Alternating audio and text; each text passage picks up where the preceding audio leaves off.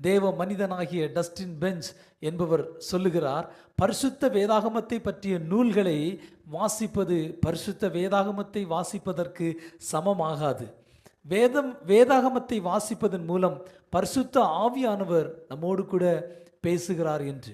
இன்றைய காலத்தில் அநேக நூல்கள், வேதாகமத்தை பற்றிய வீடியோக்கள், அநேக சாட்சிகள், அநேக பிரசங்கங்களை நாம் கேட்க முடிகிறது. ஆனால் அவையெல்லாம் நாம் தேவனுடைய வார்த்தையை வாசித்து தேவன் நம்மோடு பேசுகிறதற்கு சமமாகாது. அவைகள் நமக்கு ஒரு நல்ல அறிவை கொடுக்கலாம், நல்ல ஒரு ஞானத்தை கொடுக்கலாம், நல்ல காரியங்களை நமக்கு கற்றுக் கொடுக்கலாம். ஆனால் பரிசுத்த வேதாகமத்தை நீங்களும் நானும் வாசிக்கும் போது தேவன் நம்மோடு கூட நேரடியாக பேசுகிறார். ஆம் பிரியமானவர்களே, இந்த நாளிலும் இந்த பரிசுத்த வேதாகமத்தை நாம் வாசிக்கும் போது அந்த ஜீவனுள்ள தேவனுடைய அந்த வார்த்தைகள் நம்முடைய இருதயத்திலே தொனிக்கும். இந்த வேத வசனங்கள் நம்முடைய வாழ்க்கையை மாற்றும்.